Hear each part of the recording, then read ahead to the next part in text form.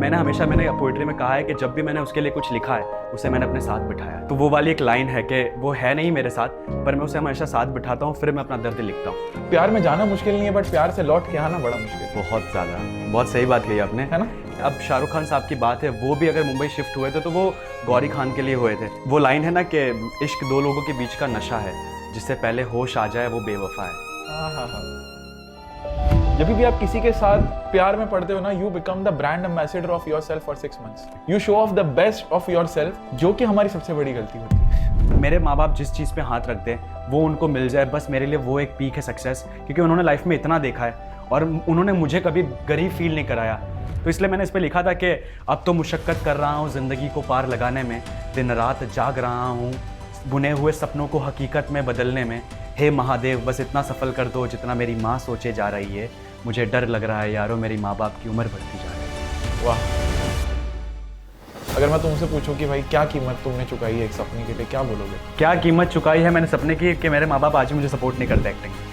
Mom है जो करती हैं, पर वो दिखाती नहीं पापा को इतना, क्योंकि अगर मैं मेरे पापा को फ़ोन करके बोल दूं कि पापा मैंने आज रात को खाना नहीं दिया, पापा अगले दिन आके मुंबई में मेरे कान पकड़ के ले जाएंगे घर कि तेरे को 5 टाइम खिलाता हूँ चल। अभी ये पापा अगर देखेंगे तो पता चलेगा कि मैं रात को स्टेशन पर रुका था, वरना पापा ने उस रात फ़ोन किया था, मैंने कहा घर पे हूँ, सो रहा हूँ, नींद आ रही है, फ़ोन रखो। ये मैंने फ़ोन कहा था। कभी दिल टूटा है? बिकॉज ये जो पॉडकास्ट है ना, ये दिल टूटने के बारे में, और हमने कोशिश की है कि आप उस दर्द से ना कैसे निकल सको। तो अगर हार्ट ब्रेक हुआ है ना, तो ये पॉडकास्ट एक मलहम का काम करेगा।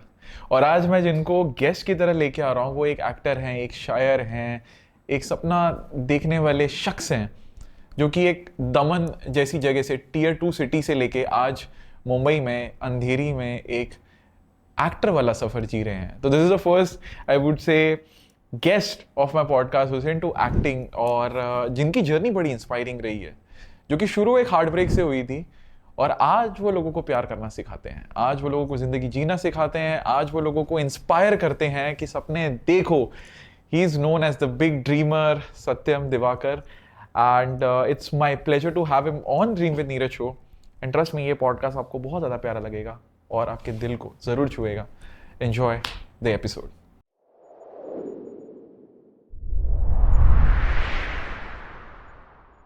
सो वेलकम सत्यम भाई on dream with Neeraj show. कैसा लग रहा है? बहुत बढ़िया लग रहा है। पहला पॉडकास्ट है मेरा और आपके साथ है, तो मैं शुक्रगुजार हूँ इस बात का कि मेरी खुशनसीबी है कि मुझे बहुत ही जल्द ये हासिल हो गया आपके साथ पॉडकास्ट करने का मौका। तो बहुत अच्छा लग रहा है, बहुत मज़ा, बहुत अच्छा एम्बियंस है, और आप हैं तो फिर वो एक अलग ही एनर्जी एक्सचेंज हो रही है, वाइब।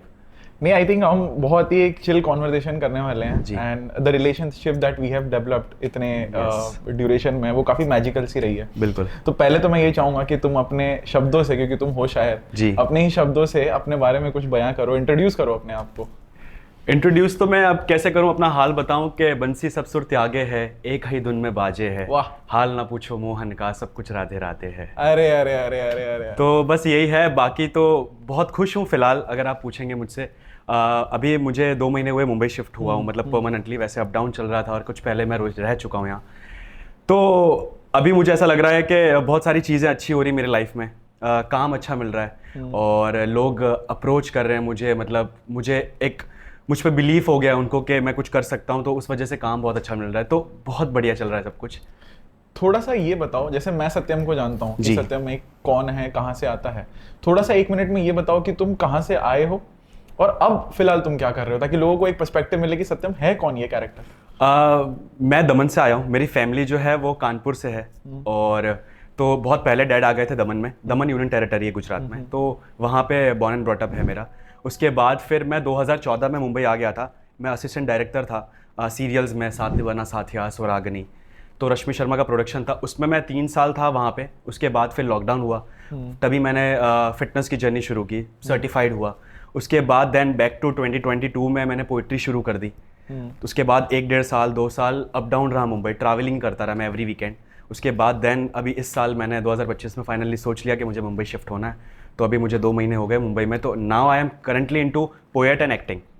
Nice nice. अच्छा, तो एक बड़ा इंटरेस्टिंग सा दिमाग में मेरे क्वेश्चन आ रहा है कि जी, शहजादे तुम पहले से थे या शहजादी ने बनाया है? शहजादी ने बनाया है।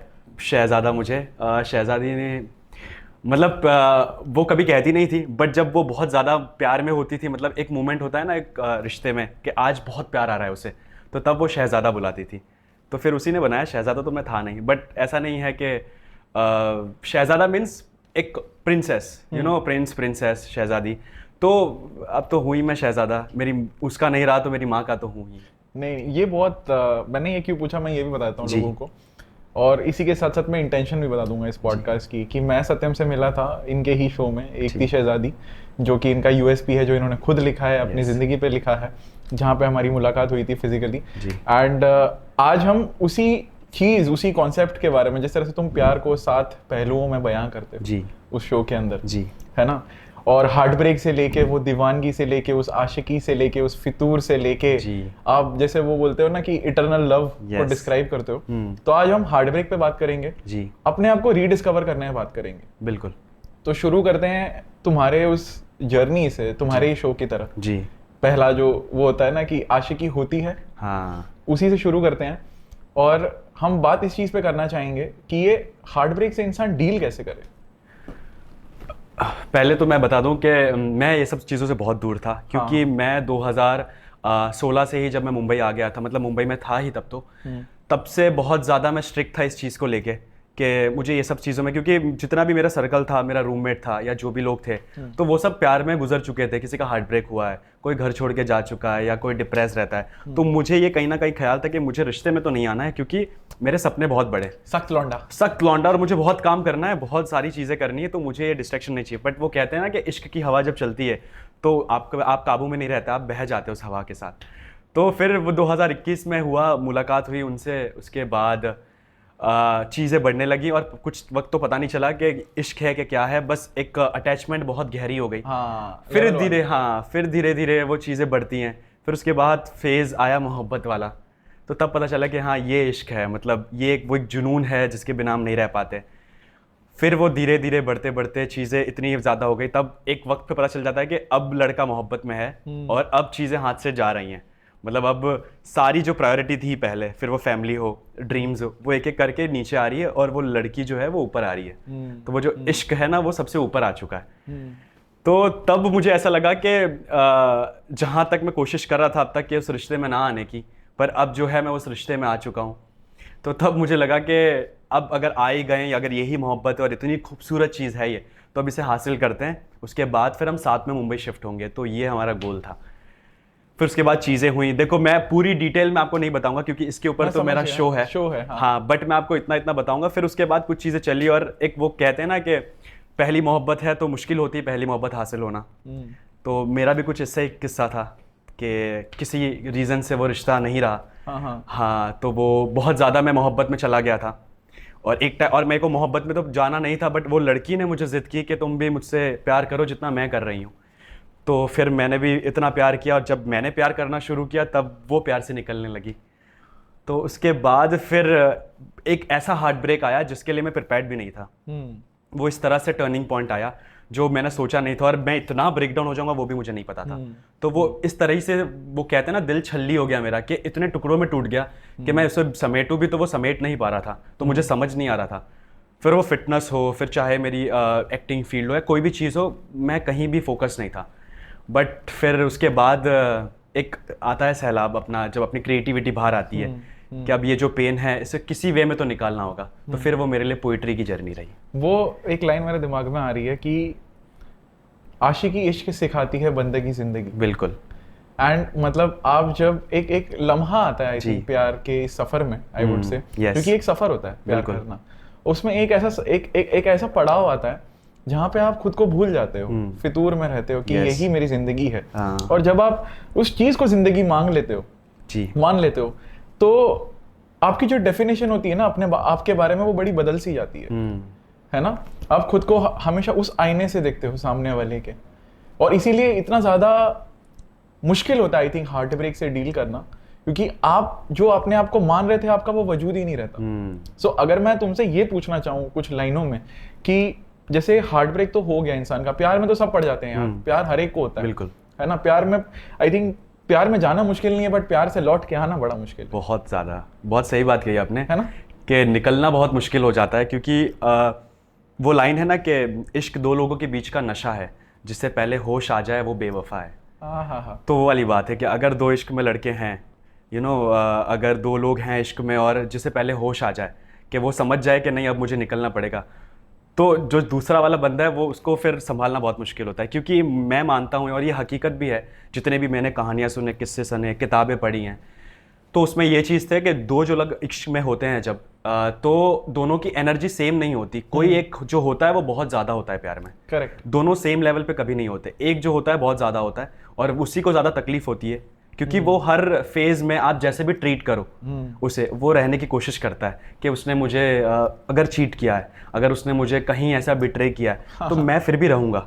बट नेक्स्ट जो इंसान होता है, आप थोड़ा सा उसको कुछ कर दो, फिर वो समझ जाता है कि नहीं भाई ये अपने लिए नहीं है। तो दोनों में एक लोग जो होते हैं वो बहुत नशे में होते हैं इश्क के। मैं ये कहूँगा कि जिनको मोहब्बत से इश्क है, जिनको मोहब्बत से इश्क है, वो जाके तुम्हारा शो ज़रूर देखें क्योंकि आई थिंक उस शो से भी इश्क हो जाएगा। बिल्कुल। एंड ये मैं इसलिए कह रहा हूँ क्योंकि जिस तरह से तुमने उस चीज़ को पिरोया है ना जी, उस दर्द को भी पिरोया है, उस प्यार को भी पिरोया है, that is very something unique. Yes, right. और वो मेरे पास अभी भी वो मेमोरीज हैं and I will show it somewhere, यहाँ पे एडिटर डाल देगा, I have those memories of your shows. But मैं अब रिमेंबर कर रहा हूँ अपना भी हार्ट ब्रेक, लेट्स से होता है ना बचपन का प्यार भूल नहीं जाना। हाँ बिल्कुल। सो आई थिंक सबसे ज़्यादा हार्ट ब्रेक डिफिकल्ट पहला वाला होता है।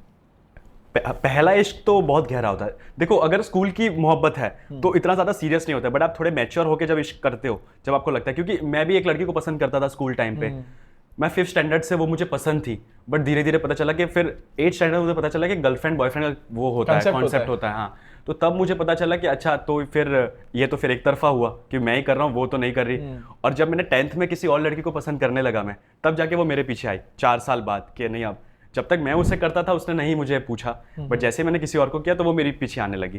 तो वो प्यार तो फिर ठीक है, बट जब आप मैच्योरिटी में करते हो कि आपने पैसा, वक्त, एनर्जी सब कुछ दे दी प्यार में, तो वो मोहब्बत भूली नहीं जाती।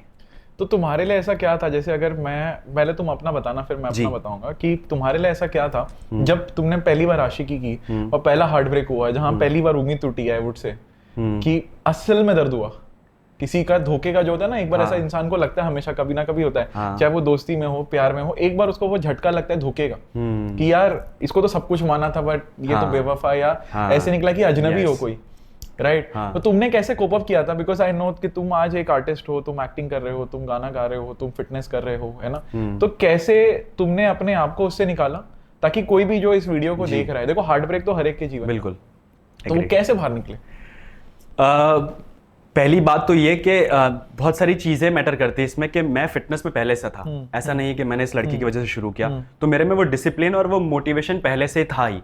तो मुझे पता था कि अगर मैं कोई चीज़ से डील कर रहा हूँ, जैसे फिर क्योंकि फिटनेस बहुत सारी चीज़ें सिखा देता है, तो मुझे उसको मैंने एज एन एनर्जी यूज़ किया अपना इस एंगल में जब मेरा हार्ट ब्रेक हुआ, क्योंकि मैंने तो मान लिया था कि वही शख्स जो है सब कुछ है। और जब आप फ्यूचर डिसाइड करने लगते हो ना कि ऐसे ऐसे प्लान्स है, शिफ्ट होंगे, साथ में मेहनत करेंगे, मैं अपने काम में करूँगा, वो अपने काम में करेंगे, शाम को साथ में घर आएंगे, तो वो एक राय से रहेंगे। और कहीं ना कहीं हमारे फैमिलीज़ को भी पता चलने लगा था, तो वो सारी चीज़ें हो गई थी। एक टाइम पे मुझे बिलीव हो गया था कि अब तो हो जाएगा भाई, अब तो मुश्किल नहीं है। तो उसके बाद जब हार्ट ब्रेक हुआ, जब मुझे पता चला कि मैं सिर्फ रिबॉन्ड था उसके लिए, तो तब मुझे निकलना इतना मुश्किल हो गया। तब मैं हमेशा मेरे शो में बताता हूँ कि ऋषिकेश मेरे से लिए बहुत कनेक्ट है, क्योंकि मेरा जब हार्ट ब्रेक हुआ उसके अगले दिन ही मैं भाग गया था ऋषिकेश, घर पे किसी को बिना बताए। तो वहाँ से मुझे एक बहुत ज़्यादा एनर्जी आई महादेव की, क्योंकि मैं जिसके साथ था वो महादेव की बहुत बड़ी भक्त है, तो कहीं ना कहीं मेरे अंदर भी वो बहुत कुछ आने लगा था। तो जब मैं ऋषिकेश गया, महादेव की नगरी, तब जाके मुझे वो रियलाइज़ हुआ कि ऐसे तो नहीं चलेगा कि मैं ऐसे ही दिल टूटा रहूं और मैं कितना अपने आप को दर्द दूं, क्योंकि मेरे पेरेंट्स हैं, उनके ख्वाब हैं, मेरे ख्वाब है, तो वो पूरे करने। 1 साल में कोई 1-1.5 साल मेरे साथ आया और उसने ऐसे चीज़ें कर दी, तो मेरे को ये हो गया था कि मैंने कहा ऐसे तो मुझे नहीं रहना। उसके बाद मेरे पास क्रिएटिविटी थी लिखने की। वो जब शख्स मेरे साथ थी तो मैं कुछ कुछ शायरियाँ लिखता था, थोड़ी बहुत चीज़ें लिखता था, पढ़ता मैं बहुत था, गुलजार साहब को पढ़ता था, जावेद साहब को पढ़ता था, और बहुत सारे पाकिस्तानी पोएट्स हैं जो मेरे फेवरेट हैं, मैं उनको पढ़ता था। फिर मैंने कहा कि अब मुझे परफॉर्म करना है, क्योंकि जब तक मैं प्यार में था उस लड़की के, तो मैं जज्बात करता था बयां शायरी के तौर में, अपने दिल की बात। अब तो वो मेरे साथ नहीं है और अब तो मेरे में बहुत ज़्यादा थॉट्स आ रहे हैं, तो अब मैं कहाँ करूँ? तब जाके फिर वो शुरुआत हुई पोइट्री की। तो मैंने अपना कमबैक जो किया, मैंने इतने ज़्यादा दिमाग से सोच के मैंने कहा अब मुझे परफॉर्म करना है, और जो भी दर्द है मेरे अंदर, क्योंकि कहीं ना कहीं मुझे पता है कि मैं अभी भी हील नहीं हूँ और मुझे हील नहीं हो रहा, ये मेरा चॉइस है, क्योंकि वो मेरे आर्ट को जिंदा रखता है। अगर मैं कहीं ठीक हो जाऊं तो फिर मैं मनगढ़ंत कहानी बना के लोगों को परफॉर्म करूंगा या बताऊंगा, तो वो मैं नहीं चाहता। तो अब भी जो मैं लिखता हूं, तो मैंने पोइट्री में कहा है कि जब भी मैंने उसके लिए कुछ लिखा है उसे मैंने अपने साथ बिठाया है। तो वो वाली एक लाइन है कि वो है नहीं मेरे साथ, पर मैं उसे हमेशा साथ बिठाता हूँ, फिर मैं अपना दर्द लिखता हूँ। तो कुछ कुछ जो ऐसे दर्द हैं अभी जो हील हो चुके हैं, तो लिखने के वक्त उन्हें खुरेदना होता है कि अब वहाँ से खून निकलेगा तभी जाके अपनी कलम चलेगी, तो तब वो स्याही निकलेगी। तो वो वाली बात है। तो उसके बाद फिर मैंने बैठा, मैंने बहुत कम से कम मैंने 1 साल तक मैंने ओपन माइक्स किए, करता रहा एवरी वीकेंड। मुझे लोग अक्सर कहते थे कि ओपन माइक करने आते हो इतनी दूर से, आप सिर्फ 5 मिनट के स्लॉट के लिए 4 घंटा खड़े रहना ट्रेन में, 4 घंटे फिर जाने में। तो पर मुझे मज़ा आता था, मुझे ऐसा था कि कितने लोग हैं जो मुझे सुन रहे हैं वहाँ पे और मेरे दर्द पे तालियां बजा रहे हैं, और मैं एक पोएटिक वे में, मतलब मैं शायर बन रहा हूँ धीरे धीरे। उसके बाद फिर मैंने लिखा कि मैंने कहा बहुत शोज़ कर लिए, अब एक काम करते हैं, मेरे को लोग इतना जान रहे हैं, फिर वो फिटनेस के हों पोएट्री के हों, लेट्स मेक अ शो। मेरा एक IP बनाऊँ जिसमें मैं अपना शो लॉन्च करूँ। फिर मैंने उसको बनाया, और उसके बाद सबसे पहला शो मैंने मेरे शहर में किया, दमन में, और उम्मीद से ज़्यादा प्यार मिला। मुझे था कि 100-150 लोग मुझे सुन लेंगे, बहुत है मेरे लिए, और मैंने अच्छे से प्रमोशन किया। और पहला परफॉर्मेंस मैंने बैंड के साथ किया, जिसमें मैं अपनी ही कहानी बता रहा हूँ लोगों को, जिसका एंड जो है बहुत मोटिवेटेड है, क्योंकि मैं नहीं चाहता मेरे शो से लोग जो निकलें तो वो ये सुन के निकलें कि आप एंड में हार्ट ब्रेक दिखा रहे हो, या हम लोग दर्द में निकले कि अरे यार इसने वो याद दिला दिया। मैं मोटिवेशन में हमेशा एंड करता हूँ ताकि लोगों को हौसला मिले। तो उसके बाद फिर ये हुआ, मेरा शो, पहला शो किया मैंने, और वहाँ से मुझे एक आग मिली। आप पहला जो स्टेप लेते हो वहाँ से आपको आग मिलती है कि अब इसकी लॉ चलती रहनी चाहिए। तो वो 300-350 लोगों का प्यार मिला मुझे मेरे शहर में, वो पेड शो था, बहुत अच्छा मैंने कमाया उससे। तो वहाँ से फिर वो चलता रहा, फिर मैंने शोज़ किए बैक टू बैक। तो यहाँ से मेरा हार्ट ब्रेक का वो जो पूरा प्रोसेस निकला, मतलब मैंने कभी सोचा नहीं था कि मैं कभी परफॉर्म करूँगा, कभी स्टेज पे जाऊँगा या पोइट्री लिखूँगा, ये मेरा थॉट ही नहीं था। बस वो उस लड़की की वजह से ये आर्ट एकदम तराशा मैंने, और आज महादेव की कृपा से सारी चीज़ें चल रही हैं। पहले तो ये बोलूँगा हर हर महादेव। हर हर महादेव। दूसरी बात मैं ये बोलूँगा कि अगर मैं इसको थोड़ा सा पॉज करके रिफ्लेक्ट करूँ, 1-2 चीज़ों पे मैं बात करना चाहूँगा जो तुमने बोला है, इसको थोड़ा सा पिरोना चाहूँगा मैं, कि एक आर्टिस्ट के लिए दर्द से गुजरना कितना ज़रूरी होता है। बहुत ज़रूरी होता है दर्द से, और मैं नहीं मानता कि सिर्फ इश्क का दर्द हो। दर्द बहुत सारे तरीकों का होता है। जैसे आपके पेरेंट्स हैं, अगर आप बहुत गरीब घर से हो और फिर भी आपने ठान लिया है कि आपको कुछ, क्योंकि क्रिएटिव फील्ड में भीड़ बहुत है, फिर वेदर इट्स एक्टिंग, डांसिंग या सिंगिंग या कोई भी क्रिएटिव फील्ड हो, बहुत ज़्यादा भीड़ है। अभी तो डायरेक्शन में, प्रोडक्शन में भी इतनी भीड़ होने लगी है, बहुत ज़्यादा क्राउड है। और जैसे मेजर जो चीज़ें हैं, एक्टिंग हो गई, डांसिंग, उसमें 0.1 रेशियो सक्सेस रेट है, तो बहुत मुश्किल होता है। तो वही आपको, आपका पास्ट ही मोटिवेट करेगा, आपके पेरेंट्स ने क्या सफ़र किया है आपको बड़ा करने में, तो वही चीज़ आपको बड़ा कर सकती है। और वही, क्योंकि आज जितनी भी आप कहानियाँ सुन लेंगे, फिर वो शाहरुख खान साहब हो, इरफान साहब हो, नवाजुद्दीन साहब हो, या कोई भी हो, अक्षय कुमार हो, उनकी जर्नी इसीलिए इतनी हार्ड रही क्योंकि उनको पता है वो कहाँ से आए, तो उनमें गिव अप का कोई ऑप्शन था ही नहीं, उन्होंने कभी प्लान बी नहीं किया। तो मुझे ऐसा मानता हूँ कि जितने भी आर्टिस्ट हैं उनके लिए एक ऐसा चीज़ चाहिए जहाँ से वो ना पीछे मुड़ के देखे कि नहीं भाई, मैं वहाँ से आया हूँ तो मुझे बहुत ऊपर जाना है, मुझे यहाँ पे ख़त्म नहीं करना है। तो एक हार्ट ब्रेक चाहिए होता है। वो फिर पेरेंट्स सपोर्ट नहीं करे, वो एक होता है। पेरेंट्स आप पे बिलीव नहीं करे तो उनको बिलीव दिलाना, वो एक आपके लिए होता है हार्ट ब्रेक, कि नहीं यार मेरे पेरेंट्स को विश्वास दिलाना है कि मैं कुछ कर सकता हूँ। फिर वो चाहे लड़की हो, वो हार्ट, या आपको ट्रोल कर रहे हो आपके सोसाइटी वाले, या आपका दोस्त लोग जो हैं आप पे आपको बुली कर रहे हो किस चीज़ को, तो वो एक हार्ट ब्रेक होता है। तो मैं मानता हूँ कि आर्टिस्ट के लिए एक हार्ट ब्रेक बहुत ज़रूरी है। तो आई थिंक सेल्फ डाउट ही जो होता है ना, वो सेल्फ कॉन्फिडेंस में कन्वर्ट होता है। बिल्कुल ट्रू। एंड मैं जितना समझ पा रहा हूँ तुम्हारी इस पूरी जर्नी को ना जी, कि तुमने अपनी जो हार्ट ब्रेक का पेन था उसको एक तरीके से आर्टिस्टिक वे में फ्यूल की तरह यूज किया है। और आई थिंक दर्द का पर्पस ही यही होता है। पर्पस ही यही होता है किसी भी दर्द का। मैं लोगों को हमेशा ये बोलता हूँ कि every pain has a purpose, you just have to wait long enough to find it. आपको बस उस एक मौके को ढूंढना है कि जहाँ पे वो यूज किया जा सके। किसी को भी आप ले लो, शाहरुख खान के पास में था कि यार अब सब कुछ घर बार छोड़ के आ गया हूँ, मम्मी वहां पे उम्मीद में है, तो या तो यहाँ से जाना है या तो कुछ करके जाना है, कुछ कर तो नहीं सकते, बिल्कुल ऑप्शन ही नहीं है। वो बोलते हैं ना plan A plan B. Yes. और मैं जब इस रिलेशनशिप को देखता हूँ ना, प्यार को देखता हूँ मैं, और अब मेरा नजरिया थोड़ा बदला है जी। मैंने ये हार्ट ब्रेक वाला फेज भी देखा, मैं अपनी भी थोड़ी सी डिस्क्राइब बिल्कुल, करूंगा, बट और अभी मैंने एक अलग साइड ऑफ प्यार भी देखी है, स्पेशली लड़कों के लिए। बहुत मैं लड़कों की तरफ से बात कर सकता हूँ, एक टिपिकल एक्सपीरियंस होता है, राइट? तो जो लाइफ ऑफ पाई वाली मूवी देखी है, उसमें जो इरफान खान का शेर के साथ रिश्ता होता है, अब वो आशिकी वाला रिश्ता नहीं, बिल्कुल वो सर्वाइवल वाला था कि इतने टाइम हमने बोट में सर्वाइव किया है ना, हम आज आइलैंड पे पहुंच गए। बोलता यार लाइफ में जाना तो सबको, दुख मुझे इस बात का नहीं है कि वो चला गया, बाय नहीं बोल के गया, बाय नहीं बोल के गया, अलविदा नहीं कह के गया, अलविदा नहीं कह के गया। और मैं ये मानता हूँ कि किसी भी रिलेशनशिप में अगर उसको अंत तो हर रिलेशनशिप का होना है, माँ बाप के साथ जो रिलेशन है उसका भी कभी ना कभी अंत होगा, किसी के साथ भी आपकी रिलेशनशिप है, apart from God every relationship ends, तो इसीलिए उसको इटर्नल रिलेशनशिप मानी जाती है, जो आप एक लाइफ टाइम से दूसरे लाइफ टाइम में कैरी कर रहे हो, यस, राइट? बट अगर उस चीज का अंत होना ही है तो उस अंत को सुंदर क्यों नहीं बनाते यार? बिल्कुल, दर्द इसी चीज का होता है, गिला इसी चीज का होता है। अगर कोई हार्ट ब्रेक करके भी जा रहा है ना, तो ये चीज हो रहा है कि यार एटलीस्ट धोखे की तरह हार्ट ब्रेक करके मत जाओ, फेस इट, एग्जैक्टली। मैं हमेशा कहता हूँ मेरे शो में कि अगर आपको हार्ट ब्रेक हुआ है आपका, तो कुछ टाइम के लिए वो दर्द सहो, क्योंकि आप अगर ये कोशिश कर रहे हो कि नहीं, अगर किसी लड़की ने या किसी लड़के ने आपका दिल तोड़ दिया है और आप फिर कोशिश कर रहे हो कि नहीं, एक काम करता हूँ मैं तुरंत ही कोई दूसरी लड़की के साथ बात करता हूँ, तो आप उसको फिर यूज करोगे, तो आप ये सर्कल बनाए जा रहे हो, आप उसका दिल तोड़ोगे, वो किसी का तोड़ेगी। तो इससे बेटर है आप फील करो, वो दर्द जो है वो फील करो, क्योंकि आप उससे कुछ ना कुछ तो अच्छा कर लोगे। जैसे अब शाहरुख खान साहब की बात है, वो भी अगर मुंबई शिफ्ट हुए थे तो वो गौरी खान के लिए हुए थे, क्योंकि उनको था, उनके डैड का ये था कि कुछ कर लो जीवन में, तब जाके मैं अपनी बेटी दूंगा। तो उस वजह से तो कहीं ना कहीं मुझे पता है कि अगर लड़का हो या लड़की हो, उनकी जिंदगी में इंपॉर्टेंट पार्ट रोल करता है जो प्यार होता है, वो एक मोटिवेट करता है। मैंने दोनों पहलू देखे हैं प्यार के, ठीक है? और अब जब मैं तुम्हें सुन रहा हूँ, तुमने जो ये अभी चीज बोली है ना कि किसी को आप अटैच कर रहे हो अपने साथ जस्ट बिकॉज आप अपना दर्द नहीं भुला पा रहे हो, इसी को रिबाउंड कहते हैं, जिनको शायद ना पता हो कि रिबाउंड का क्या मतलब होता है।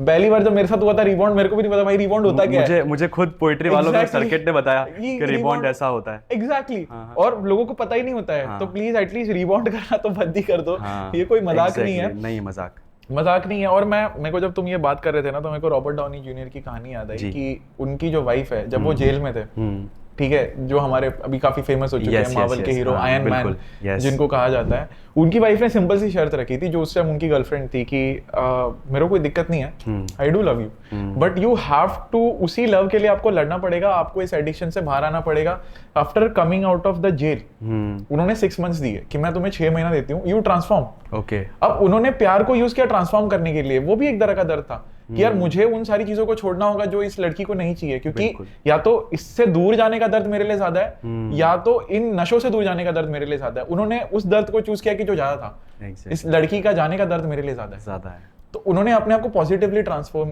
किया। और आई थिंक ये पावर है ना सिर्फ एक औरत के पास ही होती है, एक लड़की के पास ही होती है, कि वो, अब तुम देख लो, महादेव है, महाकाल है जी, ठीक है, वो जब रुद्र रूप में आ जाते हैं तो कोई नहीं रोक सकता, लेकिन वो माँ पार्वती उनको एक कि आप जो भी हो, आप जटाधारी भी हो लेकिन शांत। सिमिलरली महादेव का रोल है, जब वो माँ काली बनती हैं तो महादेव भोले बन गए कि भाई माफ करो, you know, it is the balance of life, balance, exactly, it is balance of life. तो coming to this next segment की हार्ट ब्रेक चाहे जैसा भी हो, अगर तुम उससे सही तरीके से डील कर पाओ, पहली बात तो अपने आप को समय दो, दूसरी बात ये समझो कि ये मेरे साथ क्यों हुआ। बहुत बार गलती हमारी भी होती है, एग्री, हम ब्लेम करते हैं कि शायद सामने वाला गलत, तो हो सकता है हम टॉक्सिक थे उसके लिए, हो सकता है कंपैटिबिलिटी इशू, दोनों इंसान सही भी होते हैं एक रिलेशनशिप में, बट वो रिलेशनशिप फिर भी गलत हो सकती है। ये भी बहुत इंपॉर्टेंट होती है। मैं भी मेरे शो पे कहता हूँ कि अगर मैं ये नहीं, मैं तो हमेशा कहता हूँ, लोग कहते हैं कि कुछ चीज़ें आपने ऐड ऑन की होगी आपको अच्छा दिखाने के, मैंने कहा कल को अगर मेरा शो हो रहा और वो अगर आ भी जाए मेरे शो में, तो वो कहीं अभी ये नहीं कह पाएगी कि मैंने कहीं गलत कहा, क्योंकि मैं हमेशा ये शो पे कहता हूँ कि गलती मेरी भी थी, क्योंकि वो हमेशा कहती थी मुझे कि शायद हमारा फ्यूचर साथ में नहीं होगा, क्योंकि मैं किसी और को चाहती हूँ, पर फिर भी मैंने मोहब्बत की। वो बात अलग है कि एक स्टेज पे आके वो उसने कहा कि अब मुझे तुम्हारे साथ ही रहना है, बट कहीं ना कहीं उसने मुझे आगाह तो किया था ना पहले, शायद मुझे तभी संभल जाना चाहिए था, पर वो मेरी वो नादानी थी, और मैं इतना प्यार में पागल हो जाते हो, बोलते ना एकदम भंड हो जाते हो आप कि भाई साहब अब तो कुछ भी हो जाए मैं तो नहीं छोड़ रहा इसे। तो वो वाली बात है, तो आपको गलती पता भी होनी चाहिए। और मैंने जैसे कहा कि अगर आपको हार्ट ब्रेक हो गया है तो आप वो अच्छे से फील करो उस दर्द को, और उससे कुछ क्योंकि बहुत सारे बिजनेसमैन जो है और बहुत सारे ऐसी स्टोरीज है, वो क्रिएटिव फील्ड से हो, फिर वो स्पोर्ट्स फील्ड से हो, कितनी लड़कियों ने लड़कों को ये कहा है कि पहले कुछ कमा लो उसके बाद आना, और आज वो इतने बड़े हो गए हैं क्योंकि वही मोटिवेशन मिला है। करेक्ट। अगर मेरा भी आज जरिया है, मुझे भी बहुत पैसे वाला बनना है, अगर मैं वो जब उसके साथ था और मैं बहुत पैसे वाला होता तो वो मुझे कभी छोड़ के नहीं जाती शायद, क्योंकि मैं तो अपने स्ट्रगलिंग स्टेज पे था ना, तो मेरा ठिकाना ही जिंदगी का नहीं है, तो मैं किसी और को कैसे पाल लूंगा। पर अगर मेरे पास बहुत पैसे होते तो मेरे लिए वो मोटिवेशन भी है कि मुझे उसको दिखाना है एक टाइम पे कि देखो आज मेरे पास इतने पैसे हैं, मेरे पास शोहरत है, दौलत है, मेरा परिवार है, मेरे पास नाम है, ऐशो आराम है। तो एक वो भी मेरे लिए मोटिवेशन है कि नहीं यार, आज नहीं तो 5-10 साल बाद भी जब वो देखेगी मुझे, तो वो उसको वो रिग्रेट हो या ना हो मुझे नहीं पता, पर वो पता होना चाहिए कि नहीं, मैंने उसको एज एन यूज किया है हार्ट ब्रेक। मेरे को गाना याद आ रहा है, ठुकरा के मेरा प्यार मेरा इंतकाम। बहुत बढ़िया भाई, बहुत बढ़िया वाइब है। वो मूवी तो हकीकत है, वो तो रिलेट करते हैं, वो रिलेट करते हैं, ऑब्वियस सी बात है। मैं ना इस टैंजेंट को खत्म करने से पहले एक प्यारी सी चीज बताना चाहूंगा जो आई थिंक काफी लोगों को हेल्प करेगी। कोई भी रिलेशनशिप होता है ना लाइफ में, देयर इज अ कॉन्सेप्ट जो मैंने लर्न किया है, वेट सीमेंट ड्राई सीमेंट का, और ये बड़ा साइकोलॉजिकल है, तो इस पर गौर फरमाना। क्या होता है कि हम किसी के साथ भी पहली बार मिलते हैं ना, तो हमें अच्छा लगता है, बिल्कुल, क्योंकि ये नया पहलू है जिंदगी का, ठीक है। तो हम उन सिग्नल्स को इग्नोर करते हैं, उन रेड फ्लैग्स को इग्नोर करते हैं जो कि हम नॉर्मल लाइफ में एक्सेप्ट नहीं करेंगे। जो होता है हमारा वेट सीमेंट वाला फेज, जहां पे चीजें बैठ रही हैं अभी, जहां पे फ्लेक्सिबिलिटी है, बट आप उस टाइम पे ना उन चीजों को एक्सेप्ट कर लेते हो, क्योंकि अभी आपके लिए उस बंदे के साथ टाइम या बंदी के साथ टाइम गुजारना ज्यादा जरूरी है कि नहीं, ठीक है छोटी मोटी चीजें मैं इनको बाद में सुधार दूंगा। या एग्जांपल ले लो कि आप किसी लेट्स से स्मोकर के साथ हो, आपको स्मोकिंग नहीं पसंद है, यू डोंट, बट आपको बंदा पसंद है, आप एडजस्ट कर रहे हो, बट कितने साल करोगे? 60 साल नहीं कर पाओगे। बट अभी आपके लिए 3 महीना दिमाग में चल रहा है कि नहीं पहले मुझे इसको पटाना है। सेम गोज फॉर द लड़की एज वेल, कि मैं भी शायद से I am not a bad boy और एन अल्कोहल ड्रिंकर, बट उस लड़की को कूल दिखाने के लिए मैं ड्रिंक कर रहा हूँ या क्लब्स में जा रहा हूँ या I am trying to spend money, right. But ये नॉर्मल मेरा नेचर नहीं है, this is called wet cement. और ये सिर्फ आशिकी में नहीं, आपके हर रिलेशनशिप में एप्लीकेबल है। तो जब आप एक क्लियर बाउंड्रीज बनाते हो उस वेट सीमेंट वाले फेज में, और फिर उससे प्यार करते हो, तो वो टिकता है, क्योंकि आप अपने आप के साथ सच रह के उससे प्यार कर रहे हो, बिल्कुल झूठा पहलू बना के नहीं। So there is a line, जब भी आप किसी के साथ प्यार में पड़ते हो ना, you become the brand ambassador of yourself for 6 months। Exactly, you show off the best of yourself so that कि आप उसको बस रिझा लो, जो कि हमारी सबसे बड़ी गलती होती है। मैं बोलता हूँ प्यार वो है कि यार मैं बाजू में बैठा हूँ, मुझे बोलने की भी जरूरत नहीं है, मैं उसके साथ बोर हो सकूं। क्योंकि अगर मैं कहीं जाके किसी पार्क में जाके किसी थिएटर में जाके मैं उससे बात कर रहा हूँ, तो हाय तो वो चीज है, मैं इनके साथ बैठा हूँ उस चीज का तो हाय है ही नहीं। exactly. नशा तो उस चीज में होना चाहिए कि मैं आपके साथ बैठा हूँ तो सारे नशे फीके हैं जिंदगी के। बिल्कुल, क्या बात है। तो ये चीज होनी चाहिए, ये एक बहुत इंपॉर्टेंट पैरामीटर होता है। और एक बार आपका वो वेट सीमेंट होता है ना, उसका 6 महीने का ही पीरियड होता है, देन इट बिकम्स ड्राई, क्योंकि आप इरिटेट होना स्टार्ट हो जाओगे। 6 महीने आपने स्मोकिंग एडजस्ट कर ली, 6 महीने आपने स्पेंड कर लिया, बैंक बैलेंस खत्म हो जाएगा और आपकी स्मोकिंग कैपेसिटी भी खत्म हो जाएगी कि सहने की। फिर आप चिढ़ने लगोगे, बिल्कुल वो पट भी गया, फिर आप बोलोगे यार ये तो मुझे तुम्हें कभी पसंद नहीं था, बट मैंने कभी बोला नहीं, आज मैं बोल रही हूँ क्योंकि आज तुम उस लेवल पे आ चुके हो कि मैं तुमसे हक से गुस्सा हो सकूं। बट अब वो बंदा सोच रहा है कि यार इसको तो इस चीज से भी प्यार होना चाहिए। बिल्कुल। तो ये गलती जो होती है ना, ये हम सब नादानी में करते हैं। और एक मेरे किस्से में मेरी जो गलती मुझे लगती है, और ये हकीकत भी मुझे बाद में पता चला जब मैंने बहुत सारी चीज़ें पढ़ी और मैं समझी कि जब आप कोई रिश्ते में होते हो ना, समझो नया नया प्यार है, मुझे कोई लड़की पसंद आई, तो शुरुआत के 6 महीने में आपको पूरी एनर्जी तो कभी नहीं देनी है, क्योंकि जितना ज़्यादा जल्दी प्यार हो जाता है ना, उतना जल्दी टूट भी जाता है। क्योंकि मेरे सर्कल में कुछ लोग ऐसे हैं जिनको 6-6, 8-8 महीने में उन्होंने इतना ज़्यादा दे दिया है कि उसके बाद उनसे निकलना बहुत मुश्किल हो गया है। और जितने भी अभी, जैसे मेरे एक दोस्त हैं, बहुत अच्छी दोस्त है मेरी, उसका कुछ 12 साल का रिलेशनशिप है और इस साल वो लोग शादी कर रहे हैं। क्योंकि 4-5 साल तो वो दोस्त रहे, उसके बाद कुछ साल उन्होंने डेट किया, उसके बाद फिर वो रिश्ता कायम हुआ। और आज के टाइम में कैसा हो गया है, मतलब कोई लड़की पसंद आई, 1 महीने में आपने अपनी पूरी लाइफ बता दी उसको, ऐसा ऐसा हुआ है, उसने अपनी बता दी, अगले महीने से आप उसका कंधा देने लगे कि प्लीज़ हाँ मैं हूँ तुम्हारे लिए, ये वो। उसके फिर आप घूमने लगे, बात करने लगे, मिलने लगे, आप फिजिकल इंटीमेट हो गए, बस 2 महीने में आपने सारी हदें पार कर दी हैं। हाँ। फिर जो होती हैं एक इश्क में, उसके बाद तीसरे महीने में आप प्यार में हो। और क्योंकि अब आप कितना ज़्यादा ये करोगे कंटिन्यू, कि आप अगर जिस लड़की से रोज मिल रहे हो, 4-5 घंटा बिता रहे हो दिन के, तो आप 6 महीने में आप थोड़ा इरिटेट होने लगे हो। क्योंकि मैं जेन्युइनली कह रहा हूँ, सबकी बात नहीं कर रहा, पर मोस्ट ऑफ द लड़कियों की एक चीज है कि बहुत जल्दी वो लड़कों से फेड अप हो जाती है, बोर हो जाती है, क्योंकि लड़कों के ऑप्शंस इतने ज्यादा है ना कि उनको कोई ना कोई पसंद आ जाता है।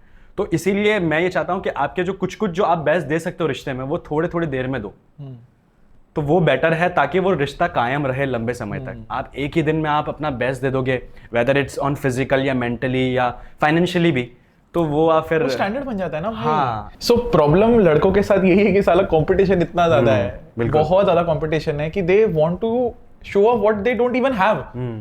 उनके पास है नहीं, बट वो उनके पास जिगरा है दिखाने का। हाँ, ये है जिगरा भी। बहुत है। बिल्कुल बिल्कुल, मैं भी जब था तो मुझे भी एक टाइम पे अब मैं खुल के बता रहा हूँ कि जैसे मुझे जैसे फिटनेस में हूँ मैं, बेसिक बात है, और हमारा कैसा है कि टेस्टोस्टेरोन बहुत बूस्ट होता है क्योंकि हमारे फूड न्यूट्रिएंट बहुत ज़्यादा है। तो एज इन मैं वैसी बातें नहीं कर रहा, बट जेन्युइनली बात कर रहा हूँ कि एक वो जो सेक्सुअल हार्मोन्स होता है, ठीक है, वो हमारे में बहुत ज़्यादा एलिवेटेड रहता है। हाँ रहता है, और हम ये चीज़ को लेके बहुत ज़्यादा रेडी रहते हैं बिकॉज ऑफ, और मेरा कंजम्पशन ऑनियन गार्लिक का बहुत ज़्यादा है, तो वो एक हिट करता है। तो मेरी एनर्जी इस लेवल में बहुत हाई थी, तो मुझे पता है कि अब जो मेरे ऑपोजिट में जो थी मेरे साथ, तो उनका इतना ज़्यादा नहीं था, बट मुझे पता है कि मुझे मेरा अपना बेस्ट देना है, फिर वेदर इट्स इमोशनली या फिजिकली।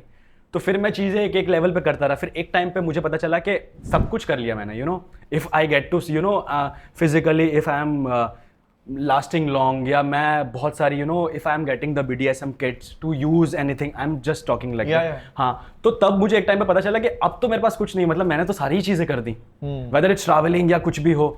बट फिर उसके बाद पता चलता है कि नहीं, अब तो उसको पता चल गया कि ये पीक है, यहीं तक सत्यम कर सकता है, अब मेरा हो गया यार, लेट्स देखते हैं कहीं और। बट इसमें तो हम खुद को खुद ही फंसा लेते हैं ना। हाँ, मैं वही कह रहा हूँ जी, it's like a hamster on a wheel. हाँ, कि जब आपको वो पीक सस्टेन तो आप कर ही नहीं सकते हो life long. You are not gonna be at the same strength when you are 25।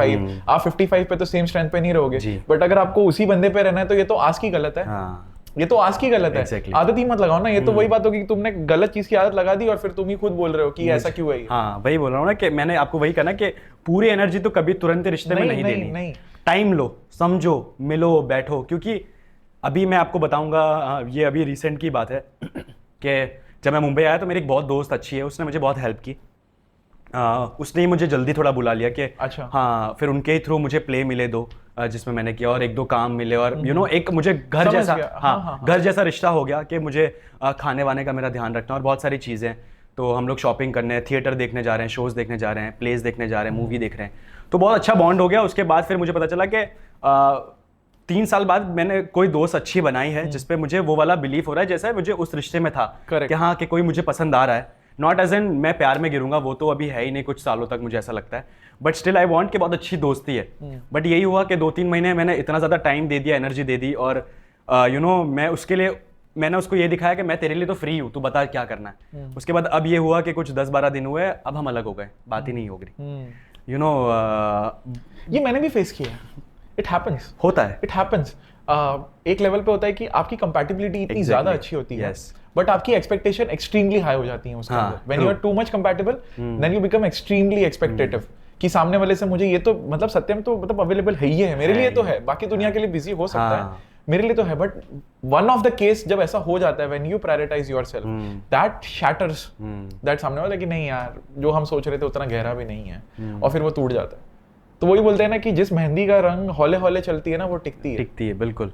तो वो बहुत जरूरी है लाइफ। वही आप सोचो ना, जब मैं 3 साल बाद किसी लड़की पे विश्वास किया और 2 महीने में फिर ऐसा हुआ, हाँ। तो आप सोचो, मतलब मैं अक्सर ये कहता हूँ कि मेरे जीवन में, अगर मैं अभी करंटली आप पूछोगे, तो मेरे जीवन में 2 लड़कियां आई। एक ने मुझे बताया कि हमेशा अपने आप को प्रायोरिटी में रखना, सबसे ऊपर रखना, सेल्फ रिस्पेक्ट, हाँ, सेल्फ रिस्पेक्ट रखना अपनी, और इतना भी प्यार में पागल मत हो जाना कि तुम सब कुछ छोड़ दो। और दूसरी लड़की ने मुझे ये बताया कि पहली लड़की सही थी। अच्छा, समझ रहे हो आप? तो ये चीज़ अब ये मेरे साथ हुआ, तो अब मैं और कितने साल किस पे बिलीव करूंगा? फिर मुझे ये लगे नहीं यार, अभी जैसे तैसे तो मैं किसी पे थोड़ा विश्वास किया, वो भी एक आज साथ हैं, अगले दिन कट ऑफ, बिना मुझे कोई गवाही दिए। पता है मेरे को ऐसा लगता है, मैं राधा कृष्ण का यहाँ पे एग्जांपल लेना चाहूंगा। जब जो बंदा आपके लिए सही होता है ना, उसके साथ में सारी चीजें आसान होती हैं। बिल्कुल, सारी चीजें उसके अंदर है ना, आपके मन में सवाल नहीं आता कि ये मेरे साथ रहेगा नहीं रहेगा, चला भी गया ना तो भी गम नहीं। एग्जैक्टली। जिसके खोने का डर ना हो ना, जिसके खोने का डर ना हो, और जिसके पास आने पे ये ना लगे कि यार ये 2 पल के लिए ही सिर्फ पास आया है, वो सही बंदा है आपके लिए। बिल्कुल, वो बिल्कुल सही बंदा है, वो है। और मैं कृष्ण और राधा माँ की स्टोरी से ना मैंने इतने पहलू निकाले हैं प्यार को समझने के लिए जी। कि जब पहली बार है ना राधा माँ को मोह होता है उनसे, ये कौन सा ग्वाला है जिसके पीछे सारी सखियां दौड़ती रहती हैं। एग्जैक्टली। एकदम है ना, चिढ़ती थी वो कि यार इतना भी क्यों भाव देना किसी को, क्या है ना। वो भी सांवले थे और वो बांसुरी बजाते थे, वो होता ना, एक होता है ना एक टिपिकल वाइब कि एकदम चार्मिंग सा बंदा है। एग्जैक्टली। है ना। तो फिर एक लेवल पे ना after a certain period of hearing कि अरे नहीं नहीं आप देखो तो सही एक बार जाके, कितने मनमोहक हैं, बातें तो सुनो उनकी। फिर उन्होंने ठीक है चलो देखते हैं, एक बार मौका देते हैं। फिर वो मोहित हो गए, और जब फिर उन्होंने कृष्ण भगवान को कहा कि यार आपसे प्यार है, लेकिन क्यों क्यों लगता है तुम्हें मुझसे प्यार, तो उन्होंने कहा यार तुम बांसुरी इतनी अच्छी बजाते हो, तुम दिखते इतने अच्छे हो, तुम बातें इतनी रसीले करते हो, इसमें क्या प्यार है, ये तो तुम मेरे से प्यार नहीं कर रहे हो, ये तो तुम बस मोहित हो मेरे से, ये मोह है।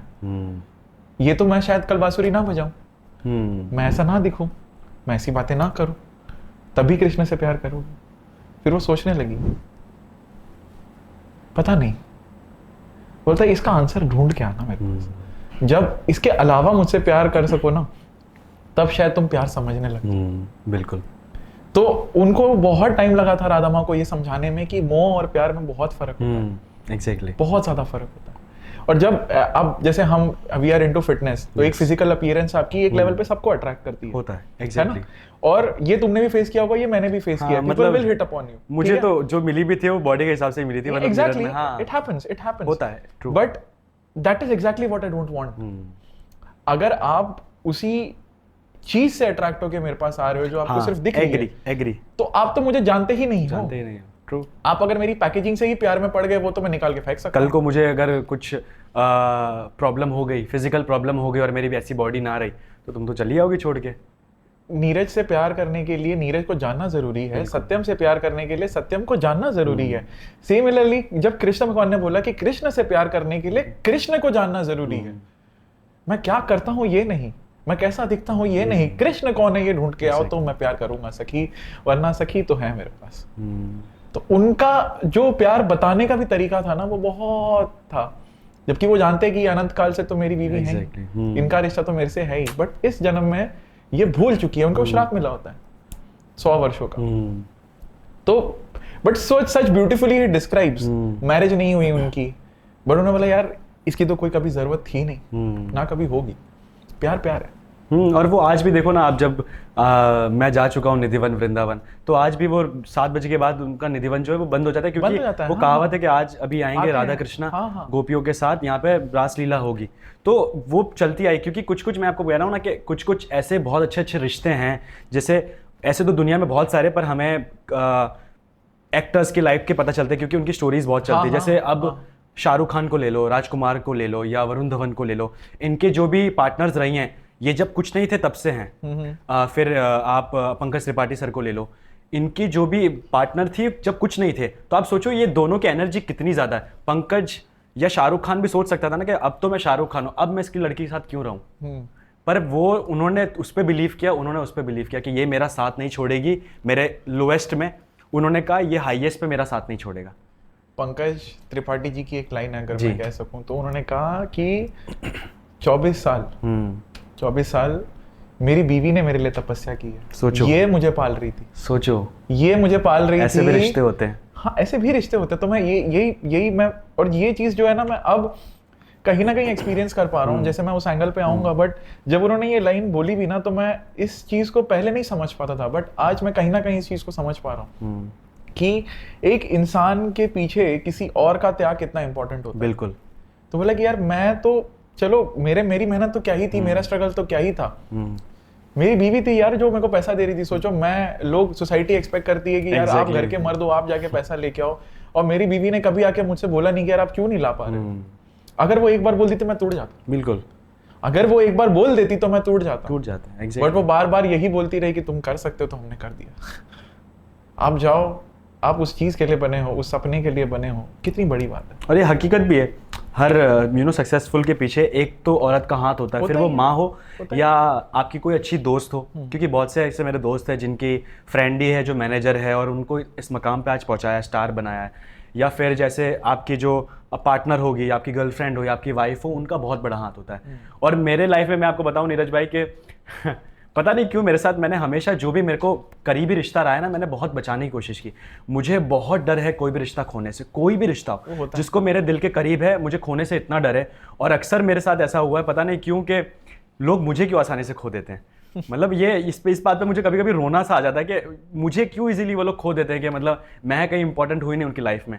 तो अब मैं जान गया हूँ कि जितना लोगों ने मुझे they treated me like a shit, तो अब मैं समझ गया हूँ कि I am smart, I am handsome, I am strong, I am dangerous and kind, then I am a ticket for every woman to a better life.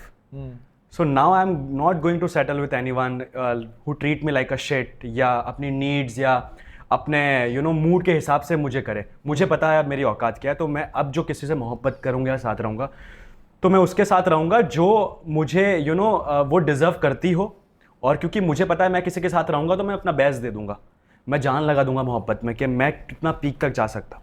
तो मैं ये चाहता हूँ कि वो भी ऐसी एनर्जी एक्सचेंज करे तो ही मेरे साथ रहे कोई, वरना क्योंकि मैं नहीं चाहता कि मैं फिर से अपनी एनर्जी वेस्ट करूँ फिर, क्योंकि एक बहुत जो मुझे झटका मिला है जीवन में, उससे मेरा आधा से ज़्यादा जीवन में गुजार लूँगा। तो अब मैं अगर किसी के साथ सेटल हो रहा हूँ तो मैं हमेशा जिसके साथ भी रहूँगा तो मैं अपना फ्यूचर ही देखूँगा। तो इट्स बेटर है कि अब मैं जो है, क्योंकि मुझे मेरी पर्सनैलिटी पता है, मुझे मेरा काइंडनेस पता है, मुझे मेरा दिल पता है कितना सच्चा है, तो मैं उसी के साथ सेटल होऊंगा जो मुझे राजा की तरह रखेगा, तो मैं उसको रानी की तरह रखूंगा। That's it. और ये म्यूचुअली होता है। Exactly. आप सिर्फ देते रहोगे तो खाली हो जाओगे, आप सिर्फ लेते रहोगे तो आप बहुत भर जाओगे। हाँ, तो आपको दोनों चीजों पे ध्यान बैलेंस रखना पड़ता है। बैलेंस रखना है। और मेरे को बड़ी प्यारी लाइन अगेन, मेरे दिमाग में वही राधा कृष्ण ही चल रहे हैं, because we are talking such beautifully about love, कि वो बोलते हैं कि मोहब्बत क्या है, मोहब्बत वो है जो आपको अपना स्वार्थ भुला दे। तो it is such a beautiful line कि आप जिसके लिए सब कुछ सेल्फलेसली करना चाहते हो, without any expectation in return, that is the start of love, that is the stage and the person that you need to focus on. और वहां से बिल्ड करो और हौले हौले बिल्ड करो।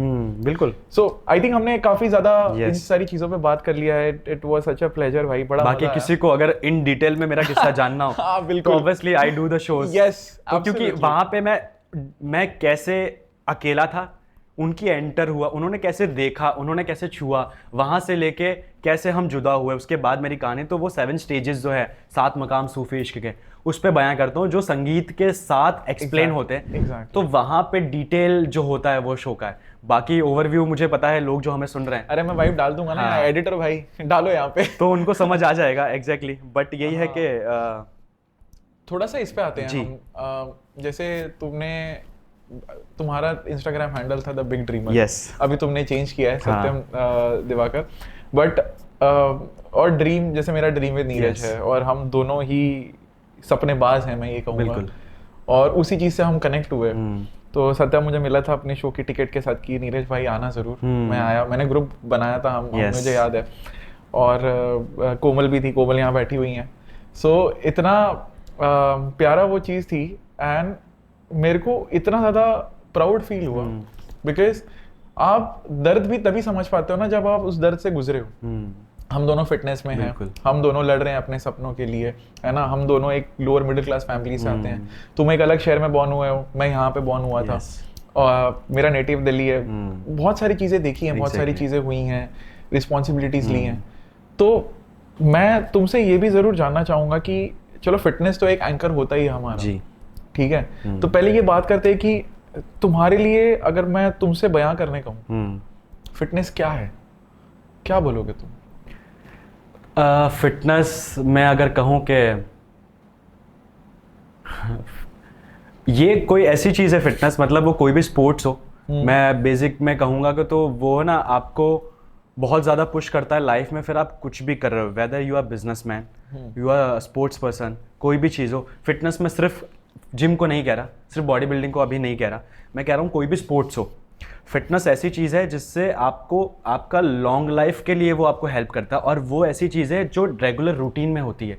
आप खा रहे हैं, आप सांस ले रहे हैं, आप खा रहे हैं, आप पानी पी रहे हैं, तो इट्स लाइक अ फिटनेस के डेली बॉडी वर्कआउट, जो स्वेट निकालना होता है, फिर वो कोई भी फील्ड से हो, मेरे लिए फिटनेस इज़ लाइक कि अगर मैं आपको बताऊंगा, अगर इन फ्यूचर जब मेरा कोई बच्चा होता है और उसके बाद मैं कुछ टाइम तक, तो जब तक वो ग्रो नहीं हो रहा है, उसके बाद मैं सबसे पहले ये करूँगा कि वो कोई स्पोर्ट्स में जाए, यू नो। और मुझे पता है कि मैं जैसे ही वो 18 होगा, मैं उसको जिम में क्योंकि जिम जो चीज़ है मेरे लाइफ में, वो मैं आपको इसका मेरा जिम का ट्रांसफॉर्मेशन बताता हूँ कि मैं तो कहीं था नहीं इस एंगल से। मेरा भाई क्रिकेटर है, तो प्रोफेशनल क्रिकेट खेलता है वो, तो उनका फिटनेस में बहुत ज़्यादा था, वो जिम जाता था कॉलेज में, अपने कॉलेज टाइम पे, तो वो कॉलेज के जिम में मुझे ले रहा था और मैं देखता था कि हाँ वो उठा रहा है लोहा यहाँ वहाँ कर रहा है, और मैं भी टाइम पास करता था। फिर उसके बाद तब मैं मुंबई अप डाउन करता था। हाँ।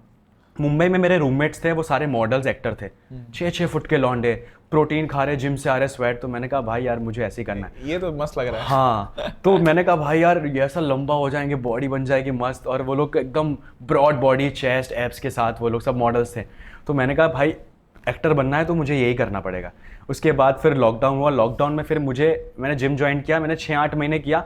दुनिया भर की मिथ थी, ये नहीं खाना है, ये नहीं करना है, जिम से पहले कार्डियो करो, जिम के बाद कार्डियो करो, ऐसे करते करते फिर मैंने कहा ऐसे तो नहीं हो पाएगा। और तब मैं अकाउंटेंट था, एक होटल में, दमन में ही रिसेप्शन संभालता था, अकाउंटेंट। तो मैंने वो जॉब 2 साल की तो वहाँ पे मैंने थोड़े पैसे कमाए, अच्छे पैसे कमाए। उसके बाद मैंने कहा एक काम करता हूँ, मैं सर्टिफाइड होता हूँ। तो फिर मैंने सर्टिफाइड का कोर्स किया। फिर मैंने कहा कि अब मैंने स्टडीज़ तो कर ली हैं कि बॉडी कैसे बनानी, पर सबसे इंपॉर्टेंट रोल है न्यूट्रिशन का। तो फिर मैंने न्यूट्रिशनिस्ट बना, मैंने उसका कोर्स किया 6 महीने का। फिर उसके बाद ऐसा भी नहीं कि मुझे ट्रेनर बनना है या मुझे किसी को गाइड करना, अपने लिए मुझे मिथ क्लियर करना है। वहाँ से फिर फिटनेस जर्नी मैंने सीरियसली लिया लॉकडाउन से, जहाँ पे कुछ ऑप्शन था ही नहीं जिम का।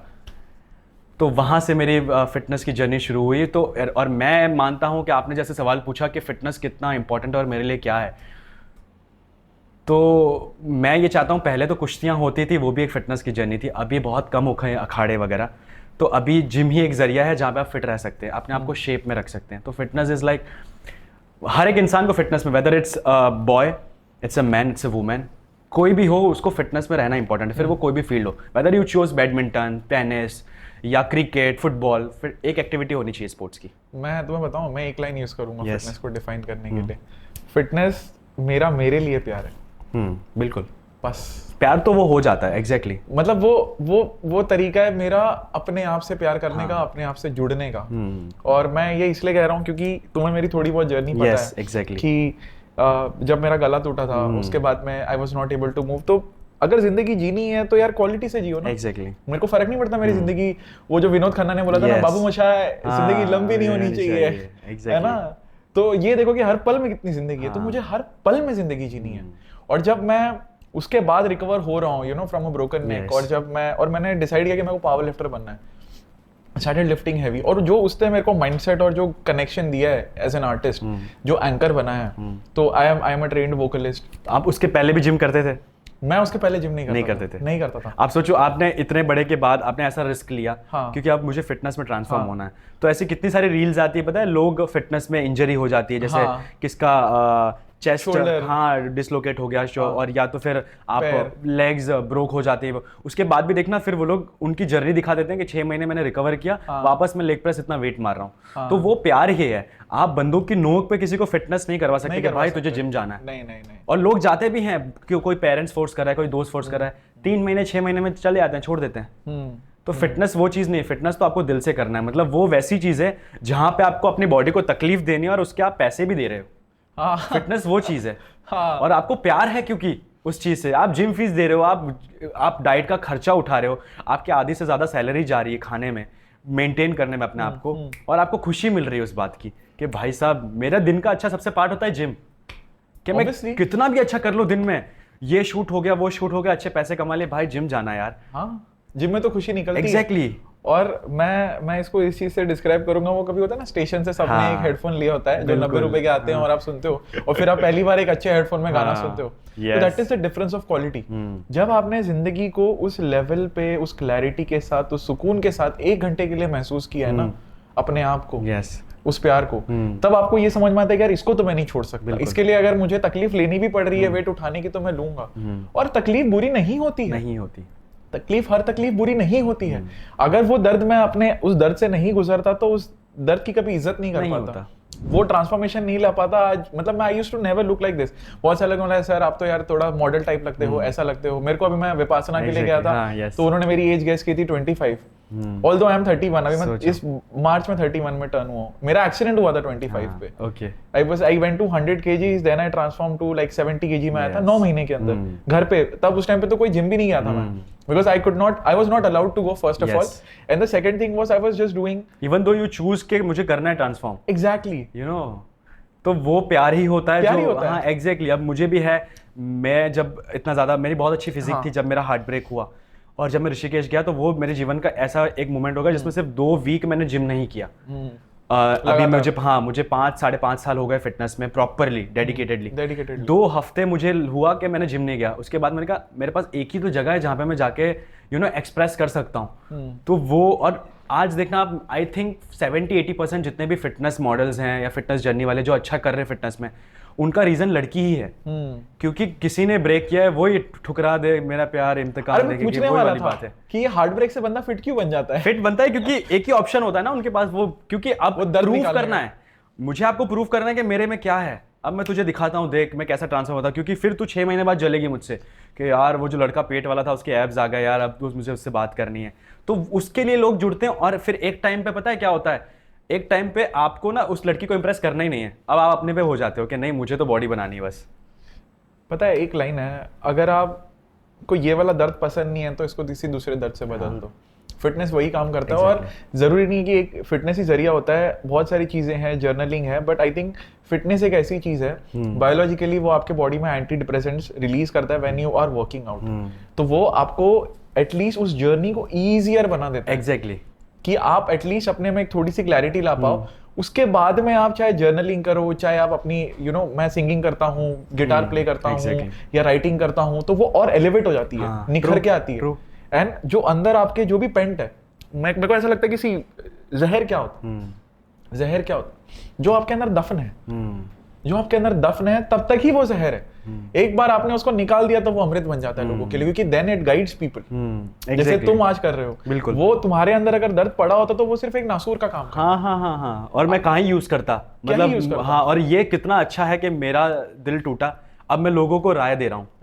समझ रहे हो कि मुझे पता है कि वो बोलते हैं ना कि इंसान खुद से ज्यादा ज्ञान दूसरों को देता है और खुद में इंप्लीमेंट नहीं कर पाता वो चीज़। अब जय मैं आपको बता रहा हूँ, अगर मैं किसी इंसान को हील कर रहा हूँ, मैं उसको हील कर दूंगा पर मैं अपने आप को नहीं कर पाऊंगा, मेरे लिए बहुत मुश्किल हो जाता है, क्योंकि मैं अपनी बात नहीं मानता लेकिन दूसरे मेरी बात जरूर मानते हैं, क्योंकि मैं उस चीज़ से गुजरा हूँ। और फिटनेस भी ऐसा है कि जब मैं ऋषिकेश था और मैंने 2 हफ्ते का गैप लिया, उसके बाद अब मुझे तो जिम जाना है क्योंकि एक ही जगह है मेरे लिए, तो मैंने जिम में वो टाइम चूज़ किया जहाँ पे मैं स्पीकर में मैं कवाली लगाऊं, मैं दर्द के गाने अरिजीत सिंह के लगाऊं, उसके बाद में जो गुस्सा है, जो पेन है, वो मैं अपने मसल पुश करने में मैं लगाऊं कि मैं वेट लिफ्ट करूं हैवी।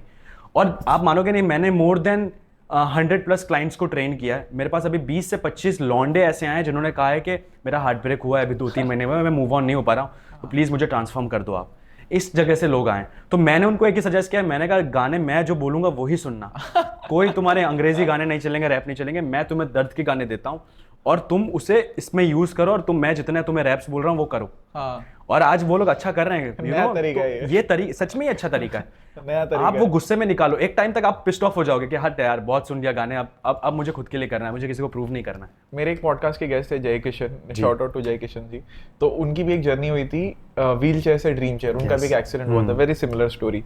तो उन्होंने ना 90 दिन तक जो भी उनके मन में नेगेटिव थॉट्स है ना, 90 दिन तक वो रोज एक थॉट लिखते थे, और 90 दिन के सारे नेगेटिव थॉट ही खत्म हो गए, कुछ लिखने के लिए बचा ही नहीं। तो निकालना ना बहुत जरूरी है, बहुत जरूरी है निकालना, चाहे किसी भी दर्द से गुजर, निकालना बहुत जरूरी है। मैं एज अ मेंटल हेल्थ के अंदर अभी कोच हूँ या मेंटर हूँ, मैं जब बात करता हूँ लोगों से तो बहुत बार लोग है ना बस निकालते नहीं है, एक बंदा चाहिए होता है बात करने वाला सिर्फ। एग्जैक्टली, समझ रहे हो, जो कि ये बोल सके कि यार निकालो और आगे बढ़ो।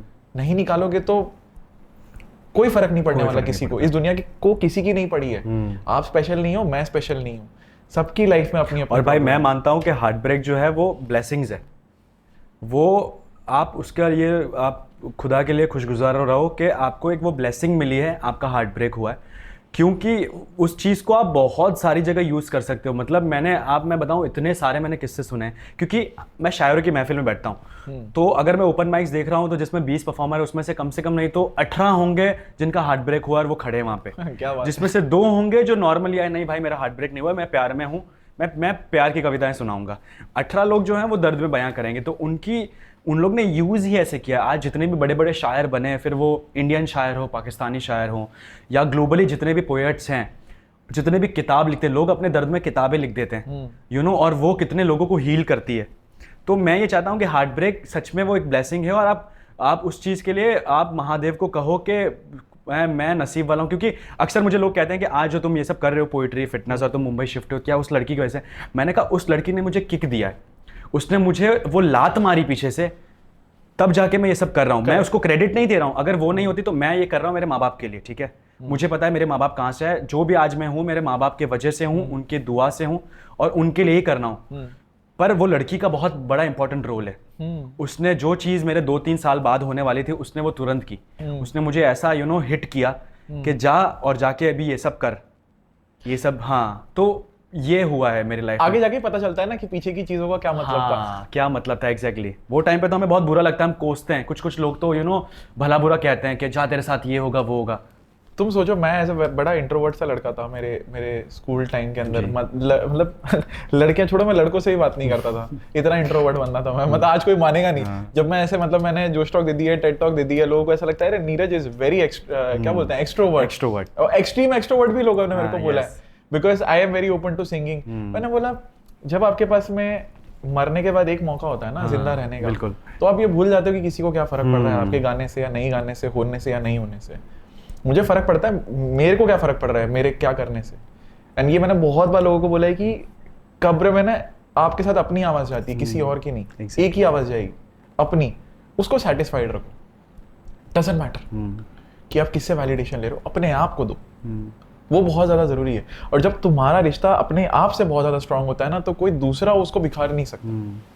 That is very very important. और तुम्हारी रिस्पेक्ट मेरी नज़रों में इसलिए इतनी ज़्यादा है क्योंकि तुम इमेजिन करो, मेरे लिए एक 9th क्लास 8th क्लास से यहाँ पे तुम्हारे साथ बैठना बहुत बड़ी जर्नी रही है। बहुत सारे दर्द बीच में आए हैं, जिसने मुझे बोल सकते हो मेरी किताब आ रही है, उसी दर्द से वो किताब निकली है। मेरी जो शायरी जो आई थिंक 1 मिलियन पे हिट की थी इंस्टाग्राम पे, मैंने उस पर ओपन माइक भी दिया था, वो भी उसी दर्द से निकली है। क्या बात है। सो अब इस पहलू पे हम आते हैं कि यार तुम एक्टिंग करते हो, हैं, तुम्हारी भी बड़ी तमन्ना है जिंदगी के अंदर, फिटनेस है, शहजादा बनना है, एक्टिंग करना है। थोड़ा बताओ पहला ऑडिशन, कुछ कहानियाँ। पहला ऑडिशन, ये बहुत कम लोगों को पता है कि मैं एक्टिंग में था, क्योंकि जब मैं 10th के बाद मैंने एक मेरे शहर में एक्टिंग इंस्टीट्यूट ज्वाइन कर लिया था। फिर बट वो कुछ 10-12 दिन किया उसने, फिर मेरे साथ बहुत बड़ा फ्रॉड किया। अच्छा। हाँ, अरे बहुत ज़्यादा मैंने पैसे कमाए। बहुत होता है ना इस इंडस्ट्री में। हाँ, बहुत ज़्यादा। ये मुझे लगता है ये इंडस्ट्री में सबसे ज़्यादा फ्रॉड्स हैं।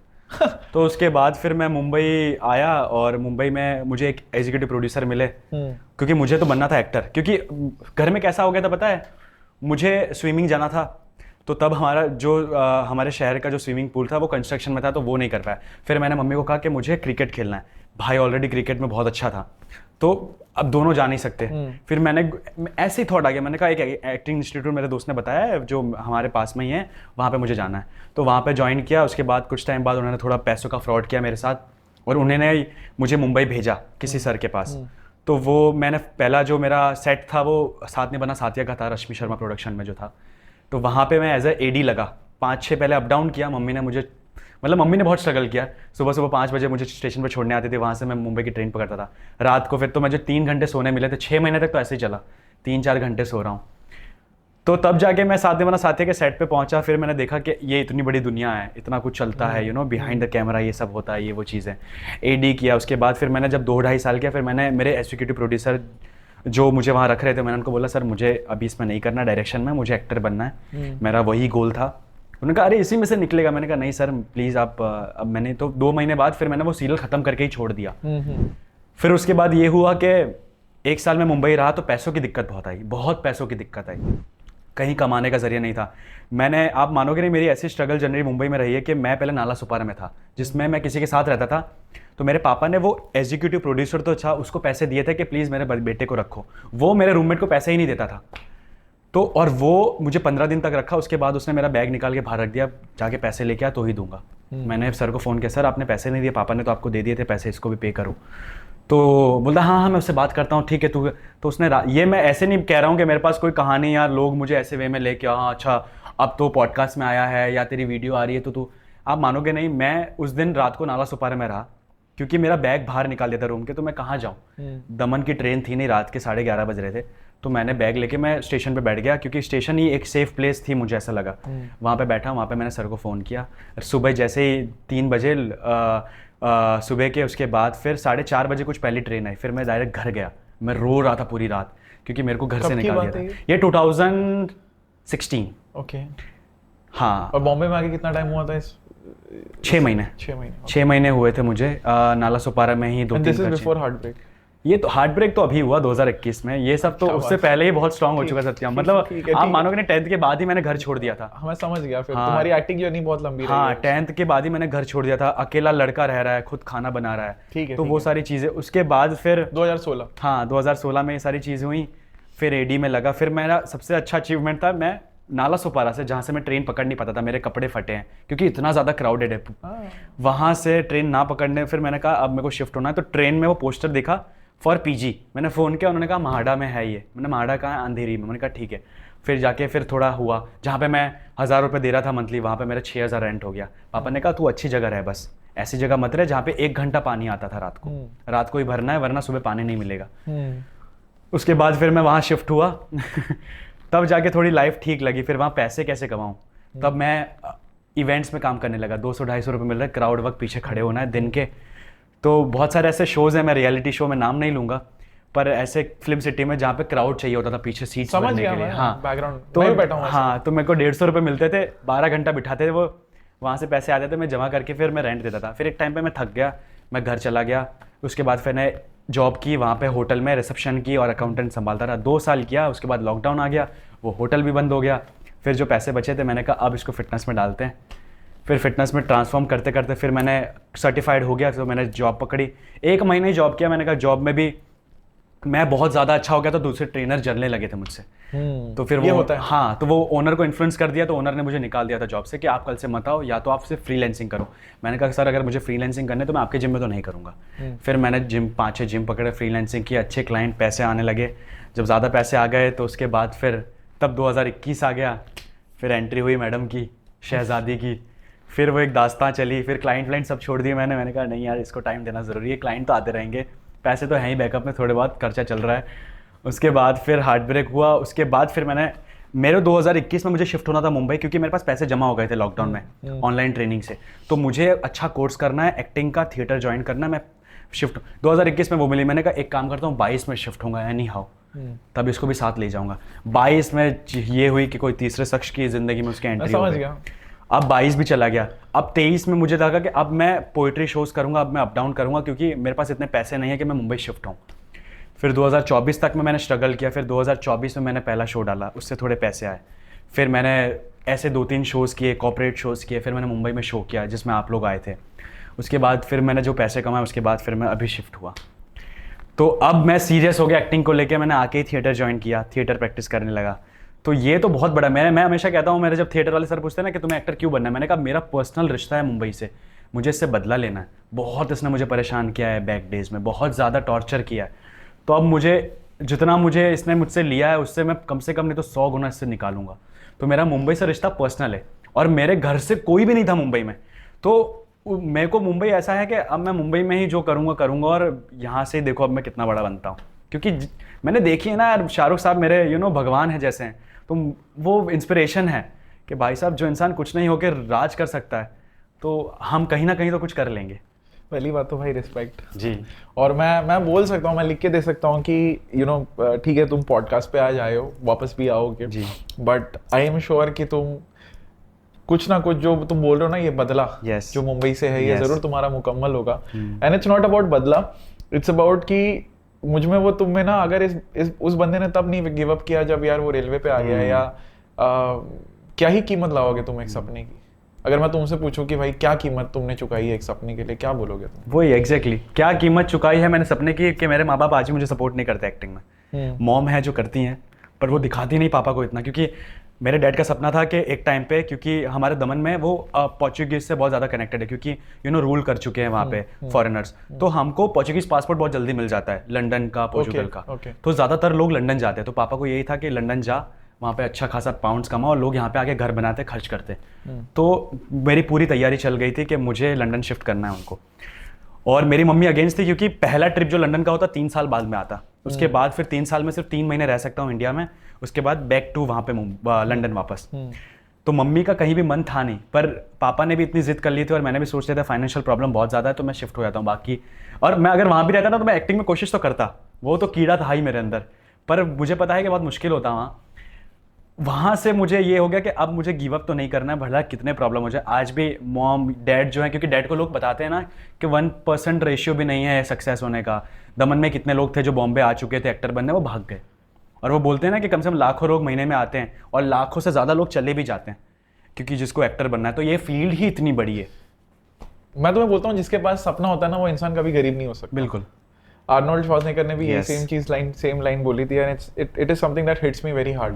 मेरे को एक सपने ने ही जिंदा रखा था, उस हॉस्पिटल बेड पे भी, आज भी वो एक सपना ही जिंदा रखता है। And I have seen this phase.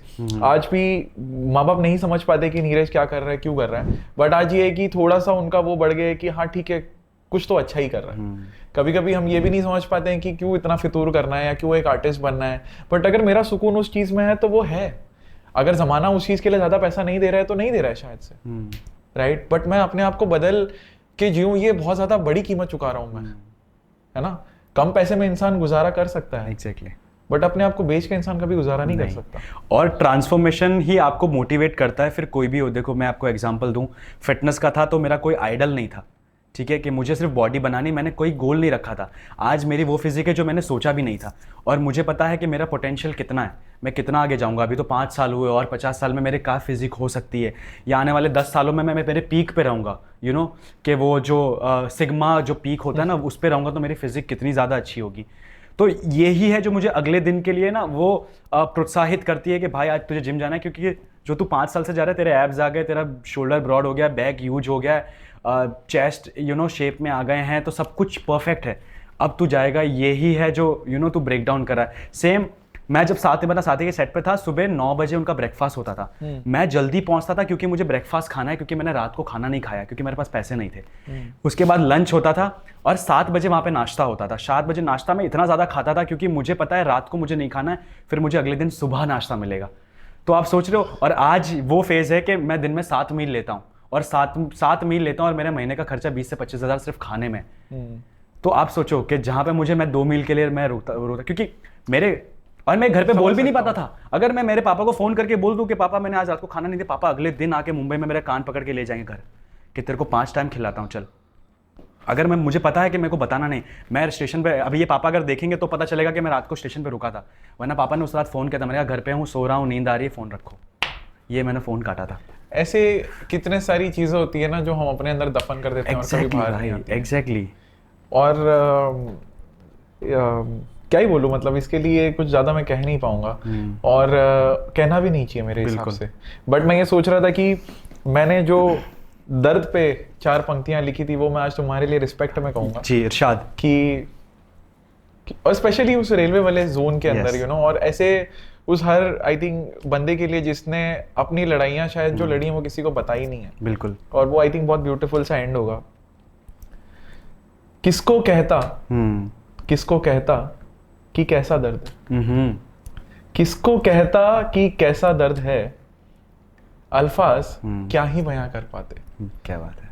किसको कहता कि कैसा दर्द है, अल्फाज क्या ही बयां कर पाते, क्योंकि जब रूह से आह निकलती है, क्योंकि जब रूह से आह निकलती है तो अल्फाज नहीं आंखें बयां करती हैं। क्या बात है, बहुत बढ़िया। सो आई थिंक आज मैं इस चीज को समझ पा रहा हूँ कि और ये अब मैंने लाइफ को भी ऐसे ही ले लिया है कि कि मुझे मॉम डैड के ही सपने पूरे करने हैं। मेरे लिए अभी जो करंटली आप पूछेंगे कि सक्सेस क्या है और आने वाले टाइमों में, कि मेरे पास बैंक में मेरा ये सोर्स हो, पैसिव इनकम हो, जहाँ से पैसे आ रहे हो, मैंने ऐसे बिजनेस छोड़े हुए हो, मेरे टाइम जब मैं निकल जाऊँगा इस सब चीज़ों से, स्ट्रगल से, मेरे पास मेरी फैमिली हो, मेरा भाई हो, मेरे मॉम हो, मेरे डैड हो, हम कोई वैकेशन पे जाएँ, हम सुबह दौड़ रहे हों, सब फिट हों, अच्छा मेरे पास पैसा हो, मेरे पास शोहरत हो, मेरे पास मेरा परिवार हो, हमारे बीच में से मेरा रियो जो डॉग है, मेरी जान, वो निकल के दौड़ रहा हो, ये मेरे लिए सक्सेस है बस। और मेरे माँ बाप जिस चीज़ पे हाथ रख दें वो उनको मिल जाए, बस मेरे लिए वो एक पीक है सक्सेस, क्योंकि उन्होंने लाइफ में इतना देखा है और उन्होंने मुझे कभी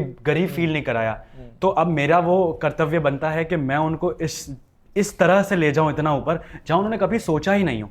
तो इसलिए मैंने इस पर लिखा था कि अब तो मुशक्कत कर रहा हूँ ज़िंदगी को पार लगाने में, दिन रात जाग रहा हूँ बुने हुए सपनों को हकीकत में बदलने में। हे महादेव बस इतना सफल कर दो जितना मेरी माँ सोचे जा रही है, मुझे डर लग रहा है यारो मेरी माँ बाप की उम्र बढ़ती जा रही है। वाह।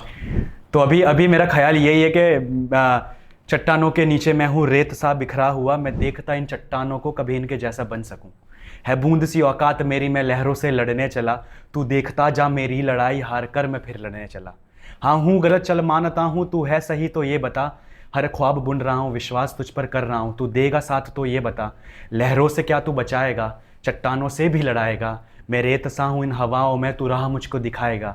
ये जंग मेरी खुद से है और विश्वास मेरा तुझसे है, मैं हूँ तो लड़ रहा, तू दिखाई देगा ना मगर है साथ मेरे चल रहा। है बूंद सी औकात मेरी, मैं लहरों से लड़ने चला, तू देखता जा मेरी लड़ाई हार कर मैं फिर लड़ने चला। वाह, मजा आ गया। And I think that's the best summarisation of the podcast dream with Neeraj, the big dreamer Satya. And बहुत ज़्यादा अच्छा लगा। I would just love to end this podcast. मुझे बहुत अच्छा लगा क्योंकि ये बातें कभी किसी से होती नहीं। मैंने किसी लोगों को ये सारी चीज़ें बताई नहीं है कि मैं हार्ट ब्रेक ऐसे बैठ के मैं कहानी सुनाऊं, या मैं ऐसे यहाँ जगह रहा हूँ नाला सुपारा में, फिर मैं इस साल में मुंबई, तो ये कहीं बातें हो नहीं है। और अभी मैं जब भी देखूंगा ये खुद ही पॉडकास्ट जब मैं देखूंगा तब मुझे कितना अच्छा लगेगा कि हाँ यार क्या लाइफ ट्रांसफॉर्म हुई यार। आज बयां करने के कहाँ मैं तो स्किनी था, स्किनी बिट चंपू सा लड़का, पनिश होता था स्कूल में पीछे बैठ के। आज आप मानोगे नहीं, स्कूल की टीचर्स मुझे स्कूल में स्पीच देने के लिए बुलाते हैं। हाँ। वो टीचर्स मुझे डिनर पे बुलाते हैं कि सत्यम यार आओ मिलते हैं, जो मेरे बाजू में नहीं बैठे थे।